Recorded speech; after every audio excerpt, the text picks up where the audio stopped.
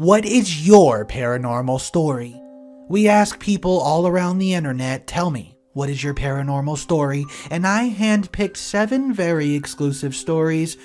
And let's get started with story 1 right now. About a year ago, I was at my dad's house taking care of the dog for the week because he was gone camping with some friends and my sister. My wife was also gone to Colombia with her family for a month. My in-laws asked me to take care of their dog while they were gone, and I of course said yes. So there I am, the first night at my dad's house with 2 dogs who've been playing together all day. I decide to go to bed around 10 p.m., so I go lock the front door and the back doors. I make sure every door in the house except for my bedroom door is closed, and I sleep. At about noon, I hear the dogs freaking out, barking and whining, so I jump out of bed and go check on them. On my way downstairs, I see the back door unlocked and open. I look down at the dogs and they're both staring at the basement door, whining and growling while laying in a puddle of their own pee. I see that the basement door is open, so I have 911 ready to be called on my phone as I go down the stairs. I search around for a while, not even sure why I'm looking for, until I decide to go back upstairs and clean off the dogs. At maybe 1 o'clock, the dogs are finally clean and no longer focused on that basement. So I make sure the basement door is latched and I go back upstairs after making sure the back door is locked as well. At about 2, I once again hear the dogs barking and freaking out, so I run downstairs once more. I see the back door wide open and so's the basement, but this time both dogs are staring at the window looking into the backyard. So this time I do not bother to go downstairs. I just close the door, I run to the back door and I close it and lock it as hard and as fast as I can. I go upstairs and I did not sleep for the rest of the night, but both dogs slept on the bed with me. After about a week, my dad gets home and I ask him if we can watch his home cameras for the first night I was there. I had to wait for him to get home because I had no clue how to work it, and as we were watching, I'm just looking to see if anything or anyone even went near the house during the night. Oddly enough, there was nothing. The only weird thing is around 12 and 2, the back door randomly flings open, with nothing going in or out, but the scary part is that from a different camera in the house, we can see me lock the back door every single time. No issues with the lock any other day before or since. My dad grew up on dairy farms with his parents who worked for a guy who owned multiple farms. So they would hop around to different farms and manage them, so to speak.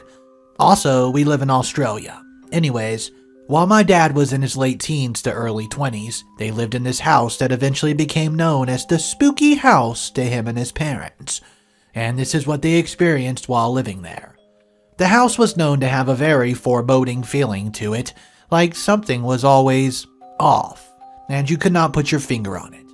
The floor was made out of an old wood that had little notches in it, and Nan's, Dad's mom, put little stoppers in them to fill the holes. A lot of the time, they would wake up in the morning and find that all the stoppers were pushed up from underneath the house.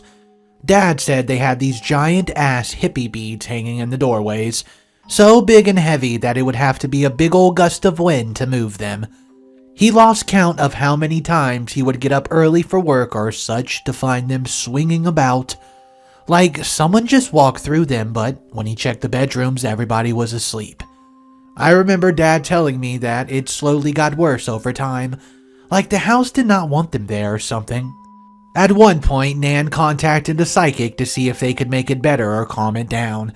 Well, the psychic wouldn't even go to her car and come up the driveway, refused to come inside the house.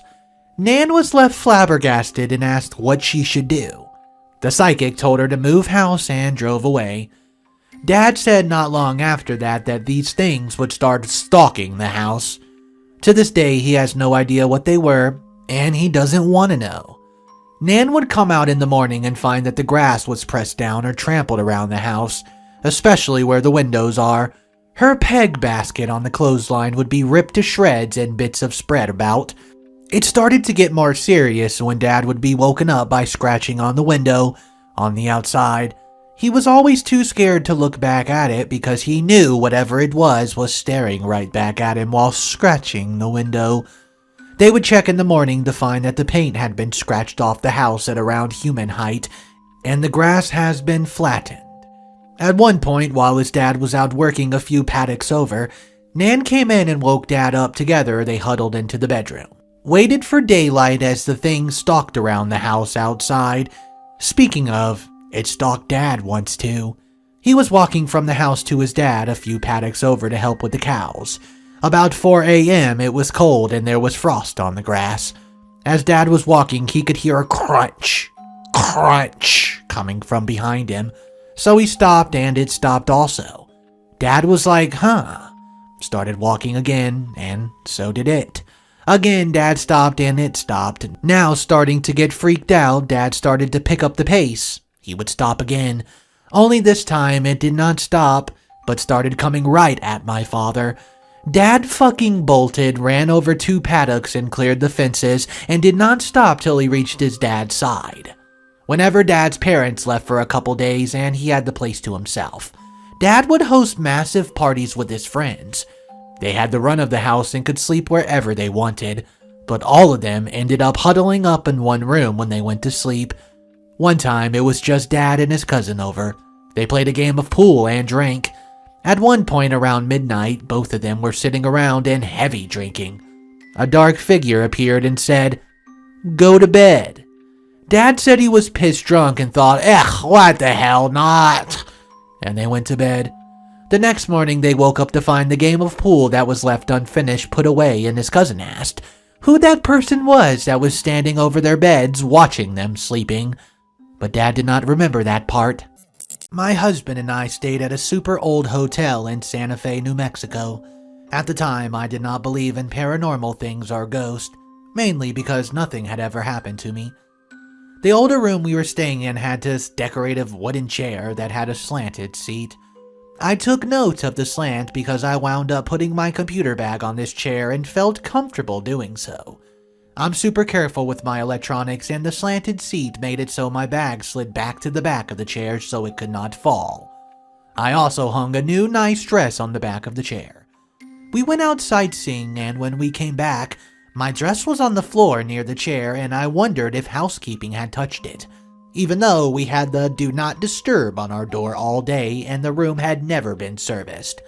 Oh well, we ordered some dinner and went straight to bed.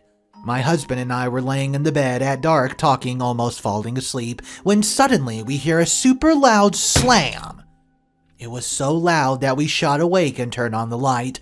There on the other side of the room, a good 10 or 15 feet from the chair, was my computer bag. It was like someone had lifted it and threw it down. There's no way it just fell off the chair that far. And the chair seat was slanted backwards towards the wall. Keep that in mind. It would be hard for anything to just fall off of it. And it was a slam to the ground. I was terrified, but my husband just shrugged like, guess this place is haunted like a lot of places in Santa Fe. I guess the ghost doesn't like stuff on its chair. I demanded we sleep with a light on. I didn't even dare to check if my computer was okay until the next day. The next morning, my husband asked the front desk if the hotel was known to be haunted, and the guy just laughed and said, "Oh, what? Did you see the little girl?" I used to work for one of my university's departments that got moved into the empty building on campus. They decided they needed our former space in a relatively full building used mostly for general education classes for another department that they were creating. So, we get moved to the library, the old library, which had not housed the department full-time since like 2006. This was 2017. Anyways, most of the building had been remodeled. The only part that remains of the library is the old stacks, 5 levels of them. Most of the books in there were moved when the library was moved about 15 years ago, and most of the rest was put into the university's archives for storage. But not all of them. Some extremely old, outdated books never left, and these had come from the original library on campus, which was located in what was the only building in the university for the first 40 years it existed. The university's first librarian was hugely dedicated. Our current library is named after her. She died in 1921, and she's said to still inhabit the books or something. Moving in, being a kid from the area and a huge fan of the university, I knew the stories. Never believed the legends. Some professors refused to work there, doors would slam shut, papers and books flying off shelves, and cold chills randomly throughout the place.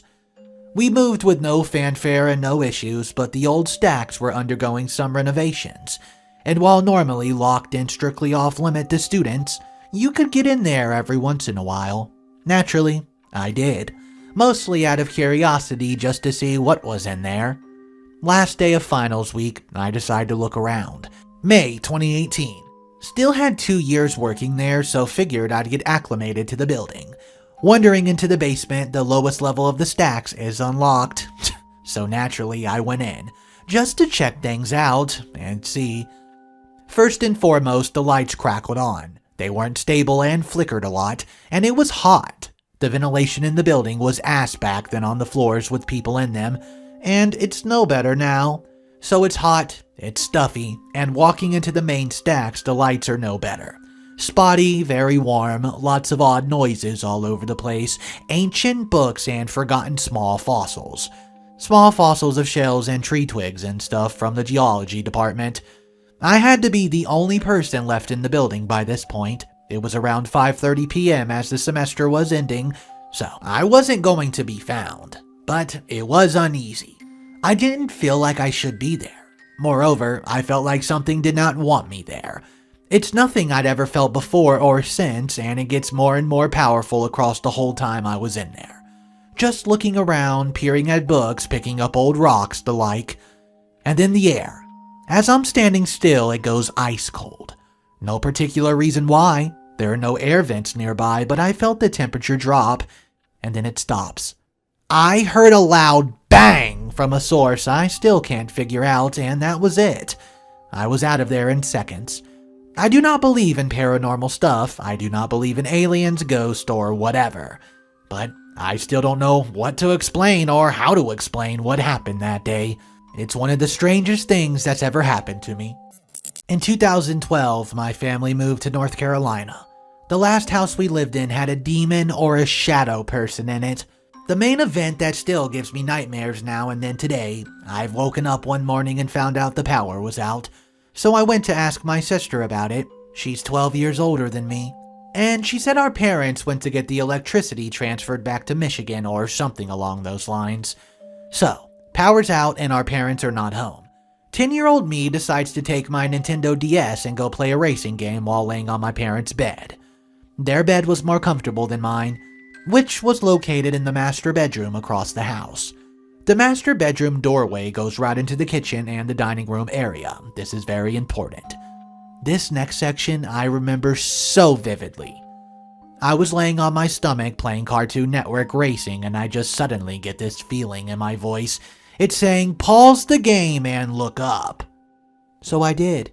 And when I looked up, I think I stopped breathing.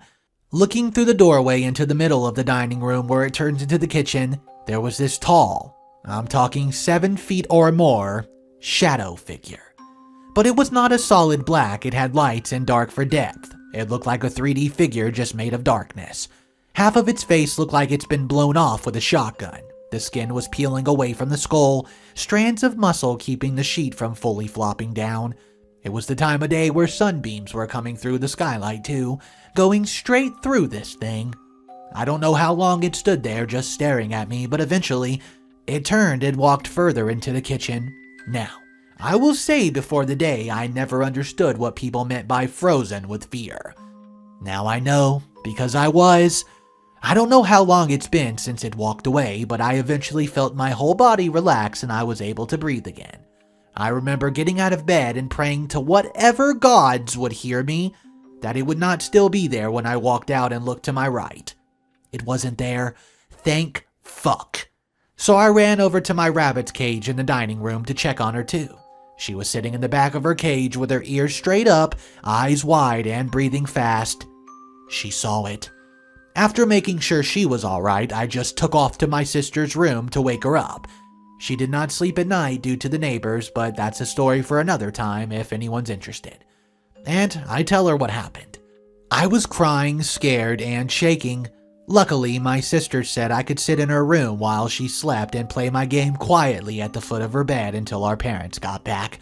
I haven't seen that same shadow demon thing since, and I hope it stays that way. I'll be sharing more events of what happened in the house along with the fucked up neighbors.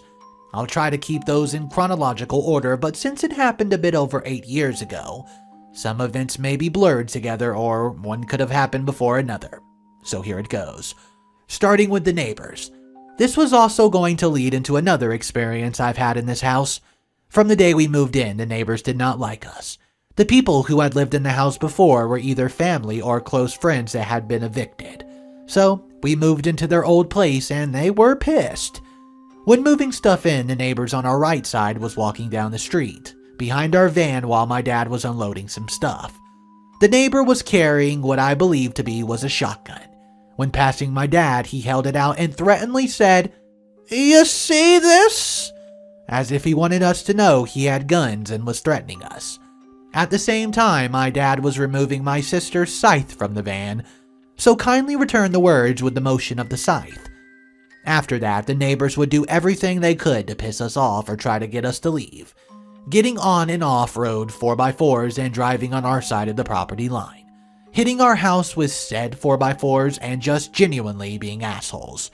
My sister never slept because of this, at night anyways, because she was terrified they would break in and kill us all. Her words, not mine. The neighbor dogs my family believed knew something was in the house since they would bark at our house at all hours of the day and night. 2 large, aggressive breed dogs on the left side of our home, and the house across the street had about 8 chihuahuas that were never on leashes and would always run over to our yard while we were moving stuff in and try to bite our ankles. One night, I can't remember how long after the neighbors first turned to jackasses, I was in the dining room area playing with a toy I had. My mom and sister had gone to get pizza, so it was just my dad and me at home. My dad is in his bedroom watching TV. I get this feeling of being watched, and when I look up, I saw my dad's Homer Simpson Radiohead eyes staring straight at me, which is rare since his eyes are on the radio knobs and were often left at odd angles at whatever channel was left on. So, I got up and turned it away from me and went back to playing. About 5 to 10 minutes later, I got the feeling of being watched again. This time, something told me to look to my right. Out of one of the main bay windows on the front of the house, and the windows closest to the computer room on the other end of the house, I saw a silhouette of a person's head. This scared the fuck out of me, so I jumped out of the chair and ran to tell my dad, and we went back to look. Nothing was there. We assumed it was one of the neighbors since they were fucking weird and assholes, but it wasn't until after leaving the house that, rethinking back on it, I really couldn't tell if the head was inside the house or outside. Besides those 2 personal events, I've only seen small things like shadows of people stepping away from the doorways, arms moving away, etc., nothing too major. Since I'd seen those things in other houses too, which I now know are also called occupied by not just my family. Now, I'll mention some things my dad and sister have experienced. I don't know about these next few things until after I saw my sister's YouTube vlog about the house.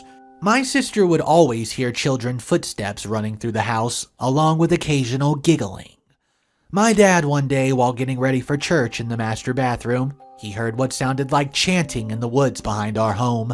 This wasn't the first time we happened to move into a house or live on a property linked to cult activity. The first time, though, I was well before being born. The last event I'll tell of is what happened on our last day of being in that house, a few hours after I saw the shadow demon. Our parents had gotten back with the moving truck, so we were all working to move everything out of the house and onto the truck. When there were only a few things left, a few storage tubs, my sister and I were sitting and reading when suddenly heard a weird noise. At first, we thought it was just wind, but no windows were open in the house. It sounded like it was coming from the middle of the home. We later agreed it sounded like a man howling or saying hello, with it being drawn out. After searching the house together, we noped the fuck out and we've not been back since. I seem to have a sixth sense. I don't know. For example, let's say I'm going to a particular location. I'll say a house. The closer I get to the house, the more energy I feel. I like to say the atmosphere changes. I'm talking like I can start feeling good or bad vibes the closer I get to the home. The bad vibes feel like a heavy presence coming over me. I would say almost like a heavy fog or a weight on my chest. I remember one time I refused to even step foot into a home because the atmosphere was so heavy, and it felt so much dread from the street that I had to turn around and leave. My first paranormal experience happened to me when I was in the 3rd grade. To preface, I live in Pennsylvania, so this took place in Pittsburgh. We were staying in the William Penn Hotel in the middle of the city. The atmosphere just felt off. But I was too young to pinpoint it or realize what was happening. I went to use the bathroom before going to bed. I did my business and started to wash my hands. But when I looked in the mirror, I did not see my reflection. Instead, I saw a pale-skinned woman with black hair and black eye sockets for eyes. I ran out of the bathroom so fast. I told my parents, but they simply did not believe me. I've been to Gettysburg, and that place is haunted. I was grabbed and scratched in the Jenny Wade house. We ate at the Dobbin House Tavern later that day. I excused myself to the restroom. As I'm standing at the urinal, I hear the stall door next to me slam shut. I then proceed to hear the laughter of a little child. When I asked the waitress if the place was haunted, I could see the blood drain from her face. My grandmother's house was extremely haunted. I'm talking demonic type shit. In the middle of the night, you would hear heavy footsteps coming from the basement stairs. Occasionally, you would hear pounding behind the closet door in the back bedroom above the garage. One night, we were bringing my grandmother down for the holidays, and that was the night I felt pure evil. About 30 minutes out, I started to feel a very heavy presence. It got worse the closer we got. We pull up to the house, and it's unbearable. It felt like the house was just watching us. We get into the house, and I'm having a really hard time breathing. That night, I felt it. Pure evil. I could feel something in the darkness looking at us, stalking us as we moved throughout the house. All I felt was hatred and evil. Finally, last summer, my entire family went to the beach. I had to stay behind to watch the dogs because, well, it was my dog and my responsibility. This meant I had the house to myself for a whole week. Anyways, the first 4 nights go normal, but on the 5th night, things changed. In the middle of the night, I hear the Alexa in my kitchen say, "Sorry, I can't understand that." And then soft piano music playing. The next night, the exact same thing. The night after, the same thing, and I later found out that the previous owner died in the home and was a fan of piano music. I live in southern Louisiana. There's a place I grew up called Crashan Point Plantation. It's notoriously haunted. You can Google it. Allegedly used as a Civil War hospital, the front doors being used as stretchers, and rumors of there being something that went down there involving notorious pirate Jean Lafitte. Bunch of history, people have seen all kinds of crazy shit there. When we were about 16, me and my friends regularly used to spend Saturday nights drinking lots of beer and driving around the dirt roads surrounding the plantation, ghost hunting, meaning getting wasted, listening to lots of rap music, chain smoking, and occasionally stopping and rolling the windows down to see if we could see anything weird. Well, one time, we did. We stopped on the main road in front of the plantation in the middle of nowhere, with nothing around but sugarcane fields, dirt roads, and the occasional trailer home. We get out of the truck and turn off the lights and start looking, just kind of peering about. One of my 2 friends says he thinks he sees something, and one starts to kind of freak out, telling us to come on, come look. We look in the direction he's pointing, and to the side of the main house, there's some little cabins which I believe to be old slave quarters. I see something weird in the front of them. It looks like a woman down on her knees. We're immediately thinking, what the fuck is this woman doing kneeling in her yard at midnight? I ran and got some binoculars out of the truck, and sure enough, it was a woman. She very slowly stood up and began walking across the yard towards the house, very slowly and gently as if she did not have a care in the world. Her arms were just kind of dancing along by her sides, and she just crept towards the house. It was then I noticed that extremely faintly she seemed to be kind of glowing. It was extremely odd because it was not a full moon or anything, and nothing around her was glowing, only her. The whole time she walked, glowing. She looked almost as if she was composed of dim moonlight, and then I realized I could make out the shape of the trees on the other side of her. She was very faintly translucent. I gave my friends the binoculars to see if I was just drunk or having a mental break or something, and they immediately confirmed that I was not, and I was correct. We sat there and watched her for maybe 4 minutes, which felt like an eternity. The longer we watched, the more of reality that we were seeing began to set in, and an intense, indescribable fear started to overtake me. I thought I was the only one, but upon inspection, my friends who were visibly shaking, it wasn't, quote, funny anymore. Just as we began to freak out, in the distance we heard gravel crumbling and saw headlights about 1/8 of a mile down the road, and the second we did, without the light shining towards us or the girl, she simply dimmed away. It was like someone turned off a light and she just faded about. We all fucking freaked and got out of there. I don't believe in God or an afterlife or anything like that, but that sure as fuck made any continues to make me question things. I have no idea what we saw, and I'm not sitting here telling you I think it was a ghost, as we were drunk and 16 and anything is possible. But it was by far the strangest thing I've ever seen, and you can make of it what you will, your guess is as good as mine.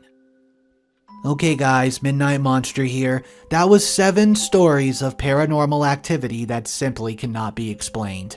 If you enjoyed today's video, make sure you press that like button and do subscribe to the channel, as Midnight Monster is here to release daily videos of some of the creepiest, most unexplained murder mystery guaranteed to make the hair on the back of your neck stand up. I hope to see you in the next one. Have a great night.